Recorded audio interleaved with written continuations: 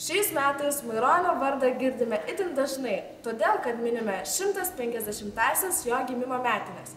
Šią progą Utenos Antano ir Motiejaus Miškinių viešojoje bibliotekoje Stalo teatras pristatė spektaklį Maironio gatvė. Niekas nesitikėjo, kad Maironio eilės bus perteiktos taip šiuolaikiškai roko, repo, metalo ir kitais muzikos stiliais. Problemos, kurias pastebėjome spektaklyje, yra aktualios ne tik Maironiai gyvenusiam daugiau nei prieš 100 metų, bet ir šiuolaikiniam žmogui. Būtent todėl kiekvienas turi pamatyti šį spektaklį. Užtrauksim naują giesmę, broliai, kurią jaunimas te supras. Eina garsas.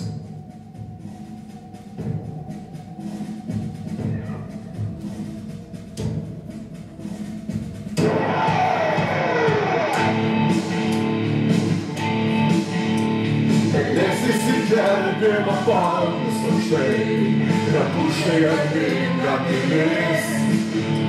Jos aukštis valdovus užmindė kapai, o didelė stovi dalis. Pavyzdžiai bėga, griuojančios sienos, kasdieną vysta, apleistos gyvenos.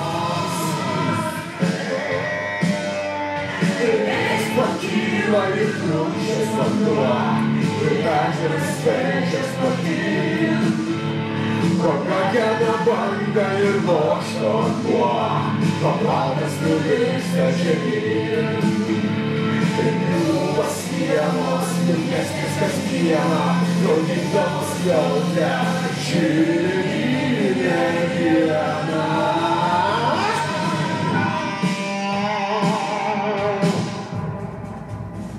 Pilis.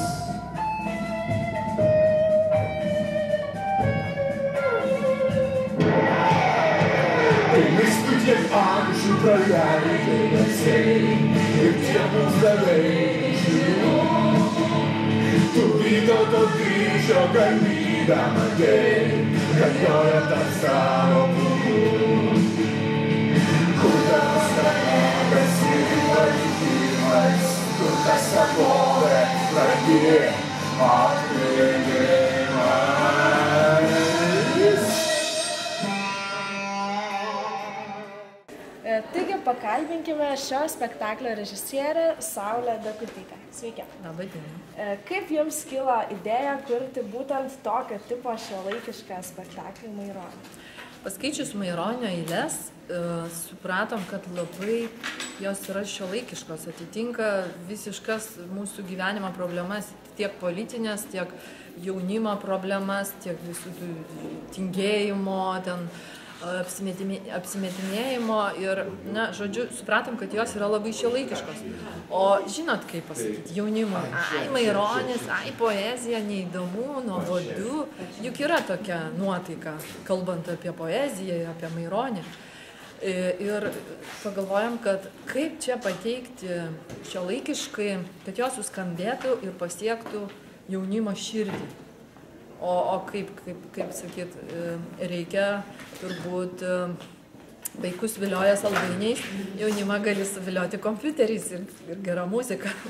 Na, iš tiesų girdėjau atsiliepimų, kad spektaklį buvo žiūrėti įdomu, buvo įtraukiama visa ta muzika, tas keitimasis tikrai buvo smagu, bet vieni sako, kad tikriausiai tai truputėlį kaip ir žaidžia tą autoritetą, kad Maironis kunigas vis tiek turėtų pagarbos ir truputėlį būti.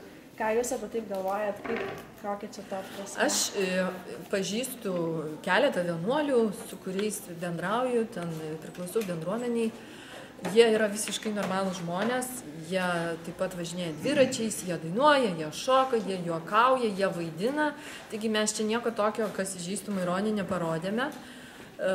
Kitas dalykas, tą mes ir darome, kad norime jį pateikti šiuolaikiškai. Ir kadangi yra keletas čia momentų spektaklyje, kur mes pateikėme jo muziką, kaip dainuoja bažnyčios bobutės, kaip ten vadinasi, davatkos, kaip dainuoja. Tai mes visiškai norėjom to atsisakyti ir tiesiog parodyti, koks jis iš tikrųjų yra aktualus ir gyvas, o ne bažnyčios davatka. Kokia spektaklio idėja, pagrindinė mintis, kažkoks vis tiek turi būti akcentas? Tai... Akcentas toks, kad mes jį taip, kaip čia pasakyti, sustingdėm Maironio poeziją, Maironį, mes jį taip sustingdėm, mes jį taip įrėminom, įvilkom į kažkokį tokį nepajudinamą akmenį, kad mes jau nebegirdėme poezijos. Reiškia, šios spektaklius nori parodyti, kad mes poeziją galim visiškai kitaip suprasti ir interpretuoti. Taip. O kaip sekėsi, kaip vyko eiga, viskas puikiai? Repeticijų? Tai repetavo mes 5 mėnesius, pavasarį ir dabar rudenį, rugsėjo spalio mėnesį, ir labai norėjom išleisti Maironio gimimo dienos progą. Kaip tik spalio 21 buvo jo metinės 150, tai va tą progą norėjom ir išleisti šitą premjerą. Ir paskutinis klausimėlis. Įsivaizduokite, kad dabar Maironis yra gyvas, gyvena mūsų dienomis ir ko norėtumėte jam palinkėti, ką norėtumėte jam pasakyti? Norėtumėm palinkėti jam daugiau sukurti tokių eilėraščių, bet manau, kad jisai neturėtų ką kurti, nes problemos lygiai tokios pačios, kokios ir buvo prieš 100 metų ir politikoje, ir visur.